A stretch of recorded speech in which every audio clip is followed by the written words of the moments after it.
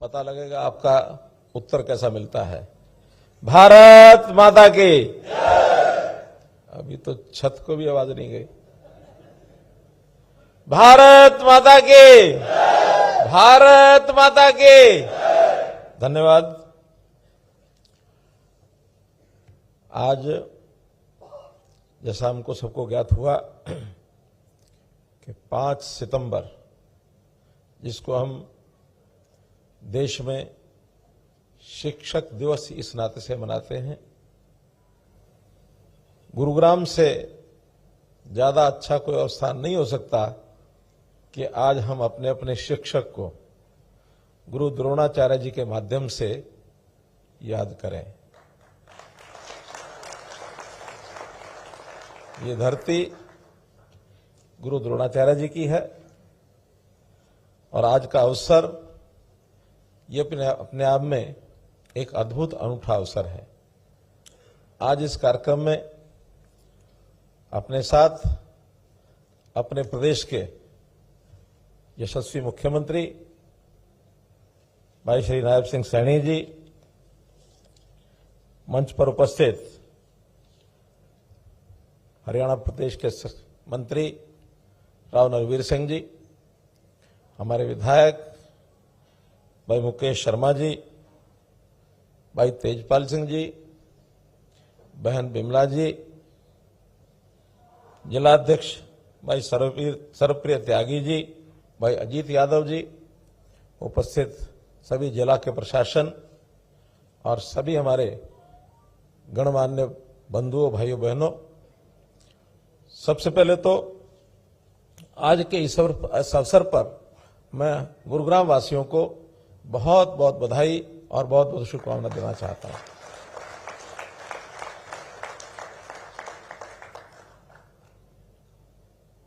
हमारा गुरुग्राम एक बढ़ता हुआ विकास की ओर आगे अग्रसर एक ऐसी नगरी है जिसका नाम न केवल अपने देश में है बल्कि दुनिया में भी है। यहां 400 जिनको फॉर्च्यून कंपनीज कहते हैं, उनके कार्यालय यहां पर हैं। बहुत विदेशों से लोग यहां आते हैं। एक औद्योगिक नगरी है, व्यवसाय की नगरी है। दुनिया का व्यापार यहां से चलता है। सिलिकॉन सिटी इसको कहा जाता है। आईटी का ये हब है और इसका कारण मुख्य रूप से, अब ये कई कारण गिनाए जा सकते हैं कि गुरुग्राम का विकास ऐसे कैसे हुआ, कितना हुआ, क्यों हुआ, बाकी शहरों के मुकाबले में ज्यादा हुआ। उद्योग यहां है, लेकिन उद्योग तो यहां से पहले फरीदाबाद में और ज्यादा था। मैंने गुरुग्राम भी उस समय देखा है, पुराना गुरुग्राम, और फरीदाबाद भी देखा है। देश के पार्टीशन के बाद फरीदाबाद को एक औद्योगिक नगरी के रूप में विकसित किया गया, लेकिन समय के बाद वहां विकास रुका, यहां का विकास बढ़ा। और बढ़ने में जिन 2-3 चीजों का मैं उल्लेख कर सकता हूं कि जिस कारण से यहां का विस्तार हुआ और यहां के विकास को पंख लगे, उसमें एक प्रोजेक्ट तो है मारुति। मारुति का जितना बड़ा संस्थान यहां खड़ा हुआ और उसके कारण से उसकी जो एंसिलरीज हैं, जो उद्योग बढ़ा, उसने इस गुरुग्राम का नाम ऊंचा किया। दूसरा, अगर मैं, क्योंकि यहां रियल एस्टेट डेवलपर्स बहुत हैं, उसमें भी सबसे पहले अगर किसी को श्रेय दिया जा सकता है तो वो डीएलएफ को दिया जा सकता है। 2 तो ये है। और तीसरा, अगर ये तो कहीं भी जा सकते थे, कहीं भी लगा सकते थे उद्योग, लेकिन इससे भी महत्वपूर्ण अगर कोई है तो हमारी जो लोकेशन है, ज्योग्राफिकल लोकेशन, ये एयरपोर्ट के नजदीक होने के कारण से सबसे ज्यादा लाभ अगर गुरुग्राम को हुआ तो ये हुआ है। यानी मैं कहा करता हूं कि Gurugram is more near to the airport than any corner of Delhi. Gurugram तो हम 10-15 किलोमीटर पर बैठे हैं और दिल्ली कोई भी कोना है, वो जहां अच्छे व्यवसाय का कोई कोना, तो 25-30-40 किलोमीटर से पहले नहीं है।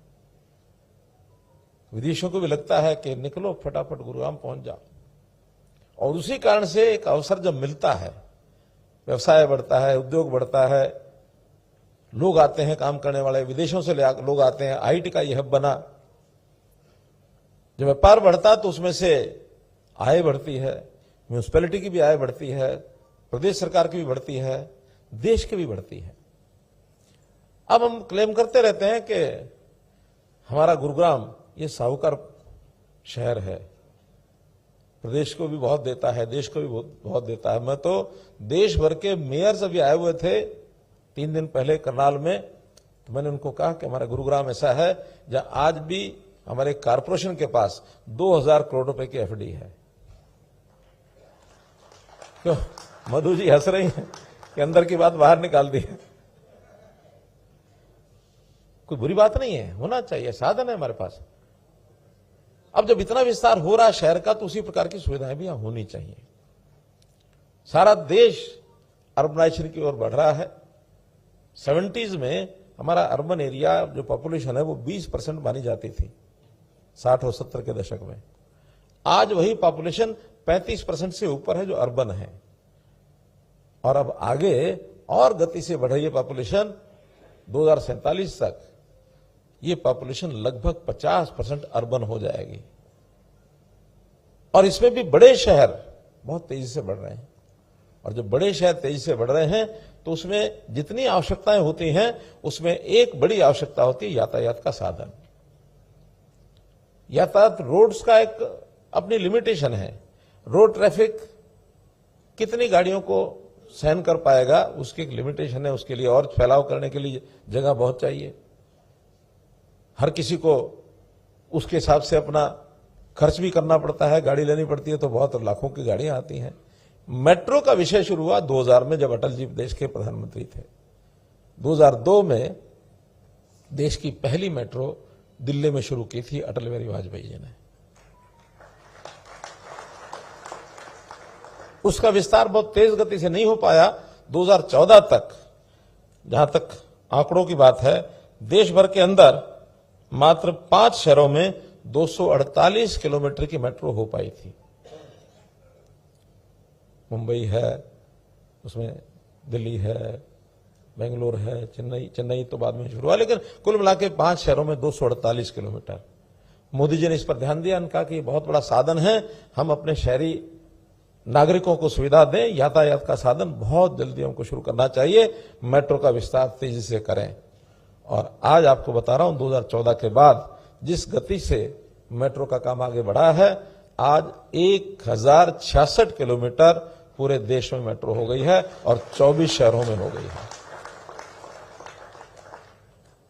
और हम अगर इसकी तुलना करें दुनिया के देशों के साथ, हम सबसे ज्यादा मेट्रो है चाइना में। इसके बाद यूएस से हमारे से सिर्फ 300 किलोमीटर आगे है, 1400 किलोमीटर वहां है। हम तीसरे स्थान पर हैं 1066 किलोमीटर के साथ।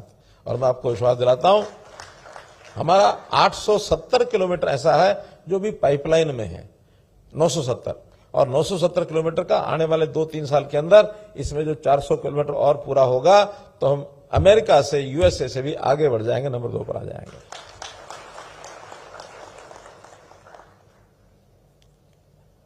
जैसा मुख्यमंत्री जी ने बताया कि मेट्रो अपने आप में एक 1.5-2 किलोमीटर, 1 किलोमीटर इसके अंदर अंदर जो स्टेशन होते हैं उसके लिए, घना जो आबादी है शहर की उसके लिए है। लेकिन अब नोडल शहर हमारे शहरों के बाद 8-8, 10-10 किलोमीटर के बाद काफी बन गए हैं। उसके लिए नई योजना शुरू की है, RRTS, rapid rail transport service. हमारे यहां से भी, गुरुग्राम से दिल्ली सरायकाले खास से वो मेट्रो शुरू होगी और गुरुग्राम होते हुए और वो धारवाड़ा, बावल और आगे नीमराना, वहां तक ये लाइन बहुत जल्दी कैबिनेट से पास होकर के अपनी ये शुरू होने वाली है। इसमें हर 8 किलोमीटर के बाद स्टेशन होंगे, वो भी ताकि शुरू से आखिर तक वो 1-1.5 घंटे में पहुंच जाए। और उसी RRTS में से ही एक और उसकी ब्रांच जो फरीदाबाद और जेवर मेट्रो तक वो जाएगी, वो भी इसी का हिस्सा है। ये जो मेट्रो है आज जिसका शिलान्यास हुआ है, इसकी लंबाई 28.5 किलोमीटर है, लगभग 5,600 करोड़ रुपए इस पर लागत आने वाली है। और इसमें भी एक छोटा हिस्सा 1.5 किलोमीटर का, वो इसके साथ है बसई से जो द्वारका एक्सप्रेसवे है उसके साथ ये टच होगा, ताकि द्वारका एक्सप्रेसवे का अभी तो रोड ट्रांसपोर्ट से जो ट्रैफिक होता है उसका जुड़ेगा, बाद में वहां भी ऑर्बिटल रेल कॉरिडोर, ये प्रोजेक्ट किस लेवल तक पहुंचा मुझे मालूम नहीं, क्योंकि हरियाणा का ये प्रोजेक्ट है ऑर्बिटल रेल कॉरिडोर। डीसी जी पता है आपको, पलवल से शुरू होकर के और केएमपी के साथ साथ ये सोनीपत तक जाएगा। केएमपी के ऊपर ये रेल कॉरिडोर ये बनेगा, यानी उस रेल बनने के बाद हम यहां से दिल्ली होकर के भी चंडीगढ़ जाने की जरूरत नहीं है, हम उस रेल कॉरिडोर से ही एक ट्रेन लेकर के सीधा चंडीगढ़ पहुंच सकते हैं। इस एरिया का विकास बहुत तेजी से होने वाला है। केएमपी के इर्द गिर्द गुरुग्राम, मानेसर, फरीदाबाद, जेवर के रास्ते में, फिर इधर सोनीपत, हमारा बहादुरगढ़, झज्जर जिला, रेवाड़ी, बहुत तेजी से इसकी गति प्रगति होने वाली है। और ये इसलिए संभव हो पाई है कि हमारी हरियाणा सरकार की जो पॉलिसीज हैं, हमने हर किसी के समस्या का ध्यान करते हुए समाधान करने की नई नई पॉलिसीज बहुत बनाई। जहां किसी की भी कठिनाई है, होम बायर्स की कठिनाई है, तो इसके लिए पॉलिसी बनाई। अब दीनदयाल की जो हमारी योजना बनी है, सारे देश में सराही जा रही है कि आपने दीनदयाल की योजना बनाई है, हरियाणा में बहुत पिकअप कर गई है। ऐसे ही डेवलपर्स की बहुत कठिनाइयां थी, बीच में कोविड आ गया, इनके ऊपर बड़े बड़े इंटरेस्ट खड़े हो गए, बैंक वालों ने परेशान करना शुरू किया, प्रोजेक्ट रुक गए। हमने उनकी भी सहायता की, उनको टाइम के लिए जो छूट देनी थी वो छूट दी, ब्याज की छूट देनी थी वो छूट दी, ताकि बिजनेस तो दोनों तरीके से चलता है। इसलिए उनकी भी हर छोटी बड़ी बात, और आज चूंकि मेरे पास केंद्र का अर्बन डेवलपमेंट का जो काम है, सब लोग आते हैं कि हरियाणा की पॉलिसीज लागू करो। एक बड़ा विचित्र, मुझे भी पहले अनुमान नहीं था, जब ये केंद्र की सरकार बनी तीसरी बार मोदी जी की, तो उसके 6 महीने बाद पता लगा कि जिस दिन तीसरी बार मोदी जी की सरकार बनी है और आपको अर्बन डेवलपमेंट का दायित्व मिला है, उस दिन दिल्ली की जमीनें 1 करोड़ रुपए एकड़ बढ़ गई। ऐसी क्या खास बात थी कि इसलिए कि हरियाणा की जो पॉलिसीज हैं वो दिल्ली में लागू हो जाएंगी। दिल्ली मेस बना हुआ था केजरीवाल के टाइम पर, कोई नई पॉलिसी नहीं, कोई डेवलपमेंट नहीं, कोई नया, यानी आबादी के नाते से भी कितना भयंकर मामला था। हमने तो यहां 2000 कॉलोनियां रेगुलराइज कर दी, उनकी 1600 कॉलोनियां, यानी 2016 से 1670 कॉलोनियां रेगुलर नहीं हुई हैं, क्योंकि दिल्ली वाले हाथ आगे बढ़ाते नहीं हैं। लेकिन अब चूंकि केंद्र सरकार भी अपनी है, प्रदेश सरकार भी अपनी है, और नीचे म्यूनिसिपैलिटीज भी, एनडीएमसी और एमसीडी, सब जगह अपना काम है, तो हम एक एक चीज को आगे बढ़ा रहे हैं। वहां मैं दिल्ली की बात इसलिए बता रहा हूं कि हमें भी दिल्ली का एक असर पड़ता है, दिल्ली के साथ हमारा एक जुड़ाव है। दिल्ली ट्रैफिक आना जाना, मेट्रो की जो बात हो रही है, ये मेट्रो, क्योंकि पालम स्थान जो रेजांगला का जो चौक है, वहां से ये साइबर सिटी तक जाएगी, और साइबर सिटी का जो पहले से रैपिड मेट्रो है उसके साथ जुड़ जाएगी, ताकि रैपिड मेट्रो का भी जो गोल चक्र है वो इसके साथ जुड़े। कहीं भी किसी को भी जाना है तो कहीं पहुंच सकता है। और दिल्ली की जो लाइन है, जब दिल्ली मिलेनियम सिटी सेंटर से जुड़ करके और जहांगीरपुरी तक ये जाती है, दिल्ली की सबसे लंबी लाइन ये हो जाएगी। सबसे ज्यादा फुटफॉल इस लाइन पर होगा, सबसे ज्यादा। और इसी विस्तार में एक बात और, जो रेजांगला चौक है, वहां से एक पर इसका दिल्ली के साथ एयरपोर्ट की जो लाइन है उसके साथ जोड़ा जाएगा, यशोभूमि के साइड से। और बड़ा एक विषय जो इस रोड का ट्रैफिक को कम करने वाला इसके साथ होगा कि जो पश्चिमी दिल्ली का रोड ट्रैफिक है, जो पश्चिमी दिल्ली से लोग आते हैं, सभी वाया धौला को आते हैं और कोई रोड नहीं है। लेकिन जब ये मेट्रो शुरू होगी तो लोग इस मेट्रो का उपयोग करेंगे। यहां से मानो द्वारका है, द्वारका के बाद पजौरी गार्डन है, तिलक नगर है, आपका जितना भी पश्चिमी दिल्ली का एरिया है, मोती नगर और सब, ये तो सब उस मेट्रो का सहारा लेकर के गुड़गांव में, और गुड़गांव से उधर जाने वाले लोग इसका उपयोग करेंगे। मुझे लगता है कि इसका जैसे इसका हमको फल मिलेगा, बहुत जल्दी ये डिमांड आएगी कि इस लाइन के ऊपर और नई रेलवे लाइन बनाओ और नई मेट्रो शुरू करो। आने वाला ये, लेकिन आप चिंता मत करें, मेट्रो की जितनी भी जरूरत पड़ेगी अर्बन डेवलपमेंट मिनिस्टर उसको पूरी करेगा।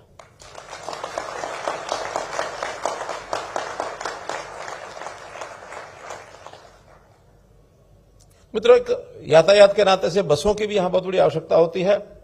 हमने 10,000 बसें ये कंसेशनल रेट पर सारे देश में सप्लाई करने की बात विचार की है, जिसमें 450 बसें हरियाणा को भी मिल रही हैं, 100 बसें केवल गुरुग्राम में आएंगी। उसकी सब्सिडी पर किलोमीटर की केंद्र सरकार देगी। अब ये सारी लोकल जितने भी लास्ट माइल कनेक्टिविटी के नाते से बसों की जो आवश्यकता होती है उसको पूरा करना भी हमारा काम है। एक नई योजना भी हम बना रहे हैं, मेट्रो के साथ उसको जोड़ेंगे कि मेट्रो स्टेशन पर जब कोई व्यक्ति उतरे, वहां भी हर कोई अपने साधन लेके आता है, अपना स्कूटर, अपनी कार अपना ला करके वहां पार्किंग की जरूरत है। लास्ट माइल कनेक्टिविटी का एक व्यवस्था बना रहे हैं ताकि व्यक्ति को अपना वाहन लेके ना आना पड़े। एक ऐप होगा, उस ऐप से बटन दबाओ, जिस घर से आदमी को लेके आना है, मोटरसाइकिल चाहिए तो वो जाएगा, ऑटो चाहिए वो जाएगा, 4 व्हीलर चाहिए वो जाएगा, कार चाहिए जो चाहिए वो जाएगा, आपको ले आएगा, स्टेशन पर बैठाएगा। जो कार्ड मेट्रो का उसी कार्ड से काम चल जाएगा। दिल्ली में जहां उतरेगा या किसी भी स्टेशन पर उतरेगा वहां फिर बटन दबाएगा और उसको कोई ना कोई जो वहां टैक्सी खड़ी है या वहां ऑटो खड़ा है या मोटरसाइकिल भी उसमें होंगे, वो उसको बैठाएगा। सुरक्षा की गारंटी होगी कि सुरक्षित आपको आपके डेस्टिनेशन पर वो पहुंचाएगा, ताकि लोगों को अपनी कारें, गाड़ियां वाड़ियां, क्योंकि कार का सबसे बड़ा जो समस्या पेट्रोल और डीजल की समस्या नहीं है, गैस की समस्या नहीं है, ई कार की समस्या भी नहीं है, समस्या है पार्किंग की।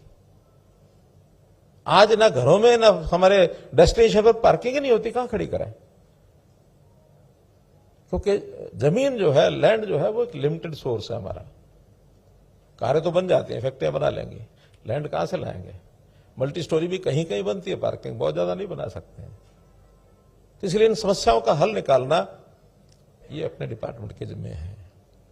एक विषय और मैं ध्यान कराऊंगा गुरुग्राम का, क्योंकि गुरुग्राम जो बसा ये 2000 के आसपास इसकी प्लानिंग बनी, लेकिन प्लानिंग बनाते समय शायद, मैं दोष तो नहीं देना चाहूंगा उनको, लेकिन शायद उनका अनुमान नहीं होगा कि किस गति से गुरुग्राम बढ़ जाएगा। अगर इस गति का उनको पता होता कि यहां की आबादी 40 लाख, 45 लाख, 50 लाख हो जाएगी 15-20 साल में, उस समय तो 2 लाख की आबादी थी सारी, तो शायद उसका कुछ सोच लेते, विचार कर लेते। लेकिन गुरुग्राम बहुत रैपिड स्पीड से बढ़ा, इस स्पीड से तो नोएडा भी नहीं बढ़ा है। और इसके कारण से लोग आने वाले, इंडस्ट्री लगाने वाले, व्यापार करने वाले आगे आगे, प्रशासन को पीछे पीछे लगना पड़ा। जब हम आए 2014 में, ठीक कहा राव नवीन जी ने, ये इफ्को चौक, ये सिग्नेचर टावर, ये आपका हिरोंडा चौक, राजीव चौक, ये चारों जाम रहते थे। तुरंत हमने दिल्ली के लोगों से, यानी नेशनल हाईवे अथॉरिटी से बात की। उनका ठीक है, कुछ शेयर हम डालेंगे, कुछ नेशनल हाईवे है और कुछ हरियाणा सरकार डाले। हमने इस सारे के ऊपर लगभग 2000 करोड़ रुपए लगा करके ये चारों जितने भी यानी अंडरपास, फ्लाईओवर्स, और इनको भी फ्लाईओवर के लिए क्रॉस करने के लिए जितनी भी सड़कों की आवश्यकता थी वो सब बनाई। और अब लेटेस्ट जो आपका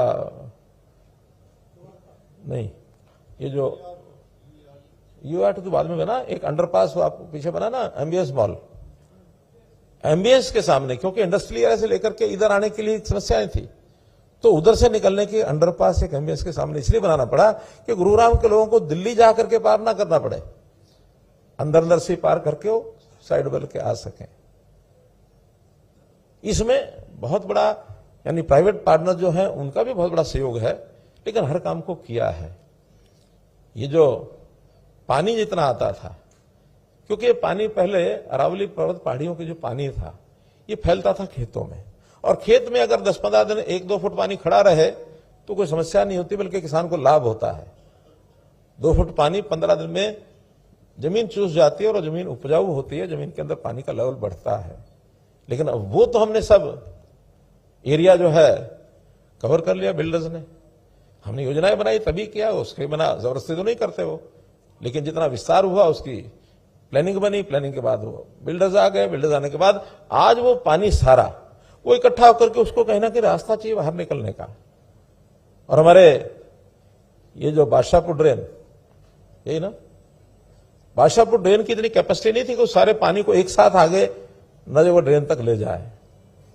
इसके लिए भी हिरोंडा चौक के पास एक नाला बिल्कुल कवर किया हुआ था, उसको हमने जमीन मालिकों से, प्राइवेट जमीन को खरीद करके उनको कंपनसेशन देकर के उसको चौड़ा किया।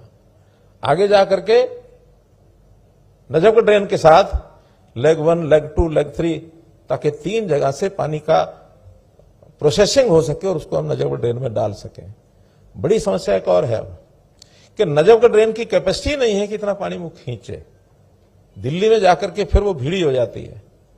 लेवल हालांकि 5 मीटर यहां ऊंचा है, यमुना का पानी लेवल नीचे है, लेकिन पानी की गति तो पानी की गति के हिसाब से रहेगी। तो कुछ समस्याएं ऐसी हैं जिनको स्वीकार करने में कोई हर्ज नहीं है। और वर्षा भी कई बार पिछले कुछ सालों से देख रहा हूं मैं, घंटा 2 घंटे में इतनी ज्यादा वर्षा हो जाती है। और खास करके जब अंडरपास बनते हैं उसमें सिस्टम सारे बने हुए हैं पानी को निकालने के, लेकिन एक साथ पानी आना, तो एक साथ पानी को निकालने में कठिनाई होती है। गाड़ियां बढ़ गई। हमारे मुकेश जी ने उस दिन थोड़ा एक उदाहरण दे दिया कि वर्षा के समय हमारे स्कूटर मोटरसाइकिल वाले लोग भी फ्लाईओवर के नीचे खड़े हो जाते हैं। रास्ता जहाँ 3 कारें निकलती हैं वहां एक ही निकल पाती है, तो ट्रैफिक जाम होगा। कुछ लोगों ने इसका मजाक उड़ाया। तो उन्होंने तो वास्तविकता बोली है। हम कभी भी जो कोई कमी है उसको स्वीकार करने में कोई हर्ज नहीं है, लेकिन उसको ठीक करने के लिए प्लानिंग तो बनाएंगे। कोई एक दिन में छू मंत्र नहीं है कि आज कोई बनाया और कल हो जाएगा। पिछले लगातार 10-11 साल से गुरुग्राम में कुछ ना कुछ काम लगातार चलता है।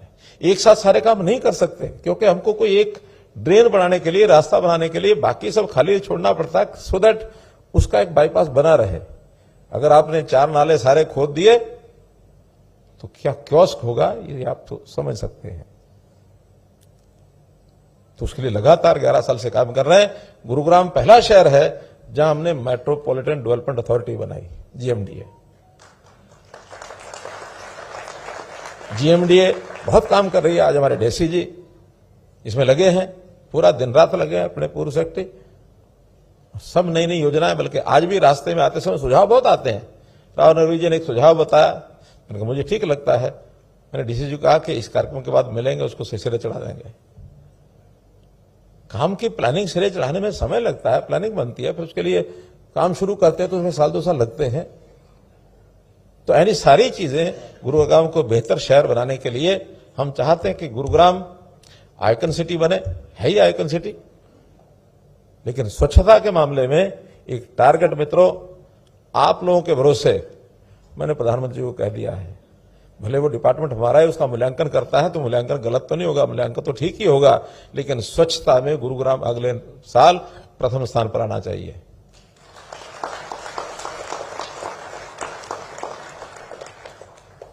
ये आपके भरोसे हमने कहा है ये चैलेंज मंजूर है ना? हाँ, तो इसमें सफाई अभियान की मेट्रो, जिसमें लोग जो है ना सफाई अभियान करते चले जाएं और मेट्रो का रूप ले ले, वो बहुत अच्छा। तो कुल मिलाकर हम सब नागरिकों को, सरकार अपने काम करेगी, कारपोरेशन अपना काम करेगा, लेकिन अपने स्वभाव में सब चीजें नहीं तो कम से कम स्वच्छता को अपने स्वभाव में लेके आओ। और इसके लिए जन समूह को, एनजीओ को, धार्मिक सामाजिक संस्थाओं को, सबको साथ लेना पड़ेगा। हमारे बहुत से पीएसयूज हैं जो यहां गुरुग्राम में जिनके ऑफिस हैं, मैं उनको भी कहूंगा कि इसके अंदर सहभागी बने। तो स्वच्छता के काम में हम आगे बढ़ेंगे, समस्याएं जितनी हैं उनको सबको ठीक करेंगे, चैलेंज जो है उसको स्वीकार करेंगे। एक चीज और जो है, एक पॉलिसी पहले से है, पहले तो टीओडी, ट्रांजिट ओरिएंटेड डेवलपमेंट, अर्थात जो मेट्रोज हैं या नेशनल हाईवेज हैं उनके 500 मीटर के अंदर विड्थ में मल्टी स्टोरी बिल्डिंग्स, ये डेवलपर्स को हमने कहा है। प्राइवेट जमीन वाले जो हमारे मकान वाले हैं, भले उनसे बात करें और एक 2000-4000 मीटर का कोई टुकड़ा, उनको भी सबको लाभ पहुंचाएं, उनको सबको अच्छे फ्लैट दें उसमें, और ऐसे फ्लैट बना करके जितने फ्लैट और बचते हैं उसको बेच करके अपनी कीमत पूरी करें। लेकिन मल्टी स्टोरी बिल्डिंग्स, ताकि वहां से उतरे और मेट्रो में पहुंच गए, अपना जहां जाना चले गए, गाड़ी भी नहीं रखनी पड़े, कार भी ना रखनी पड़े। बल्कि हमने तो ये कहा कि उसका टॉप जो है ना, या 4-5 मंजिल के ऊपर भी एक रास्ता मेट्रो स्टेशन पर दे दो, ऊपर वहीं से आए वहीं मेट्रो चले जाए, नीचे में उतरे ही नहीं।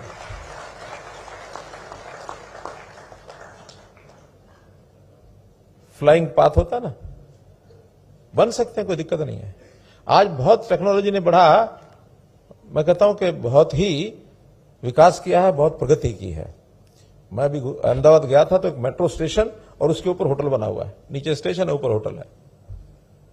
लैंड का ठीक उपयोग करना, तो इस प्रकार के मल्टीपर्पज सिस्टम हमको खड़े करने पड़ेंगे। एक बात की आपको मैं शुभकामना और बधाई देता हूं कि अभी जीएसटी, पिछले कई वर्षों से जब जीएसटी शुरू हुआ बहुत आलोचना हुई, लेकिन आज सब लोग, व्यापारी खास करके कहते हैं जीएसटी जैसा बढ़िया कुछ काम नहीं था। उस समय जो ज्यादा स्लैब बनाए गए थे, 4 स्लैब, उन स्लैब्स को 2 स्लैब कर दिया। सब खाने पीने की चीजें, हमारे वाहन, बाकी सब सस्ते हो गए।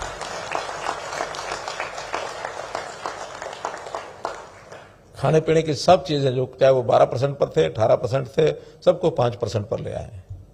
ऐसे ही जो सामान्य व्यक्ति की उपयोग की चीजें हैं, अगर वो 28 पर थी, 18 पर थी, उनको 5 पर ले आए। हाँ, जो पे कर सकते हैं उनको 18 पर या 18 पर रखा, 28 तो है ही नहीं, खत्म हो गया है। तो इसके कारण से हमारे यहाँ जो उपयोग करने वाले उनकी कंजम्पशन भी बढ़ेगी, सेल बढ़ेगी तो व्यापार बढ़ेगा और हमारा उद्योग, उस पर उत्पादन बढ़ेगा और जिससे अपने देश का जो जीडीपी है वो और बढ़ेगा। देश में प्रधानमंत्री जी के संकल्प बहुत ऊंचे संकल्प हैं, हम शायद अनुमान नहीं लगा सकते कितने उनके ऊंचे संकल्प हैं। उन्होंने कहा कि हम आने वाले समय में दुनिया की तीसरी बड़ी आर्थिक शक्ति बनेंगे। अभी हम 4 नंबर पर हैं। हमें 2 साल में जर्मनी को पीछे छोड़ना है। $5 ट्रिलियन की हमारी इकोनॉमी बने, जो आज 4.19 ट्रिलियन है। आने वाले 2 साल में जिस गति से, इस बार कितना ही हमको बहुत प्रेशर है दुनिया के, ये करो ये ना करो, उन सब के बावजूद भी हमारे यहाँ जो प्रगति हुई है, हमारे इंक्रीज जीडीपी की 7.8% जो हुई है, हाईएस्ट इन द वर्ल्ड। 7.8 किसी की नहीं है। बहुत आशावादी बन करके हम आगे बढ़ रहे हैं। दुनिया में हम कहीं ना किसी स्थान पर जब पहुंचेंगे तो हमारा सीना चौड़ा होगा। एक विषय पर और ध्यान कराऊंगा, जो गुरुग्राम के लोग भुगतभोगी हो गए हैं, यहां पर एक अभियान चलाया कि घुसपैठियों को बाहर निकालो। जिस दिन ये घुसपैठियों को बाहर निकालने की बात आई तो जहां इंडस्ट्री में थे वहां भाग गए, जहां कोई छोटा मोटा अपना रेडी पान लगाते थे वहां से भाग गए, और सबसे बड़ा जो हमारे ठेकेदार थे, जो मजदूरी करवाते थे, मजदूर जहां बांग्लादेशी घुसपैठिए थे, वो छोड़ के भाग गए। जिसके कारण से एक बार हलचल हुई। तो यही सबसे बड़ा, ये जो हमारी यहां बदनामी हुई ना गंदगी की, ये सबसे बड़ा कारण वो था। अल्टीमेटली हमने अपने अधिकारियों को सबको कहा कि यहां जाके बैठ जाओ और इन व्यवस्थाओं की पूर्ति करो, कहीं से भी लाओ, कुछ भी करो। लेकिन गुरुग्राम जैसे शहर की ये हालत जैसी सुन रहे हैं, ऐसी नहीं रहनी चाहिए। मैं बधाई देता हूं हमारे उन अधिकारियों को भी जो यहां बैठे और लगातार प्लानिंग बना करके आज गांव गांव, गली गली और जहां कहीं समस्या उसको कर रहे हैं। हाँ, वर्षा अपने आप में एक बड़ा कारण है जिस कारण से वो गति नहीं बन पाई, और ये वर्षा भी 86 के बाद, यानी 40 साल में इतनी वर्षा पहली बार हुई है सारे देश में, पहली बार हो रही है। सब तरफ बाढ़ आई है, पानी भर रहा है, सब कुछ है। लेकिन ऐसी व्यवस्थाओं में से हमको कोई ना कोई कंप्रोमाइज करके, मेहनत करके रास्ते को बनाने पड़ेंगे, बाहर निकलना पड़ेगा। तो ये कारण था। अब उस विषय को लेकर के आज देश में जो एक बावेला मचाया है हमारे विपक्ष के नेताओं ने, वोट चोरी। मैं ये कहता हूं कि वोट चोरी अगर की है, क्योंकि हम तो शुद्धिकरण कर रहे हैं उस वोटर लिस्ट का, और जब वोटर लिस्ट का शुद्धिकरण कर रहे हैं तो इसमें तो उनको हमारा सहयोग करना चाहिए था, हमें धन्यवाद देना चाहिए था कि आप ये बड़ा काम कर रहे हो। इसको अगर चिल्ला रहे हैं, उसके ऊपर बहुत शोर मचा रहे हैं, इसका मतलब यह है कि जो गलत वोट बने हुए हैं ये आपको नुकसान हो रहा है, आपने कहीं ना कहीं चोरी की है, तब इसका विरोध कर रहे हो। वरना कारण क्या है? कारण क्या है? कहते ना, चोर मचाए शोर। सुनिए ना कहावत, चोर की दाढ़ी में तिनका, उल्टा चोर कोतवाल को डांटे। यानी हम तो कोई काम ठीक करने के लिए निकले हैं, और पहली बार नहीं, ये हर 20 साल बाद होता है। 2004-5 में भी हुआ था ये, अभी 25 में हो रहा है। मैं आपको आज बता रहा हूं, 20 साल बाद चुनाव आयोग 2047 के आसपास फिर कराएगा ये। तो इसमें शोर मचाने की क्या बात है? हम अपने देश को सुरक्षित करने के लिए यहां कोई घुसपैठिया हमारे देश में वोट डाल करके शासन की व्यवस्था को कंट्रोल करेगा या इसको डेविएट करेगा, ये मित्रों नहीं होने देंगे, नहीं होने देंगे। तो इस प्रकार इसमें किसी के बहकावे में नहीं आना है और हमको एक ठीक दिशा में काम करने के लिए लोगों को जानकारी देनी है, बताना है। बातें बहुत है करने की, लेकिन आज जब मेरे पास कार्यक्रम आया था तो मैं बताऊंगा नहीं कि कितने मिनट मेरे उन्होंने लिखे थे। डीसी साहब को मैंने कहा ये क्या किया, क्या लगा मैं तो लिखना था, लिख दिया, आप जितना मर्जी बोल लेना, लास्ट में बोलने लगता हो। मैं कहा नहीं, मैं अगर उस पर अटक गया तो आपकी सारा सिस्टम बिगड़ जाएगा। तो इन्होंने सारे वक्ताओं का समय कितना लिखा था, 5-5 मिनट बता रहे हो। खैर आपने सुना, समर्थन दिया, आपका बहुत बहुत धन्यवाद, बहुत बहुत आभार। बहुत बहुत आभार। केंद्रीय मंत्री मनोहर लाल को सुन रहे थे आप, जिनकी ओर से कहा गया विपक्ष ने वोट चोरी करने का काम किया है, हमने वोट चोरी को रोकने का काम किया है। केंद्रीय मंत्री मनोहर लाल ने कहा कि खाने पीने की चीजों को 12% से 5% पर ले आए हैं। पीएम मोदी ने जनता को बहुत बड़ी सौगात दी है।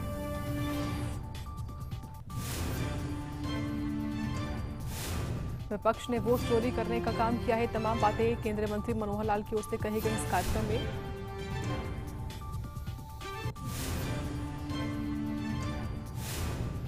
मेट्रो का विस्तार होने से पड़ोसी शहरों में तेजी से विकास होगा।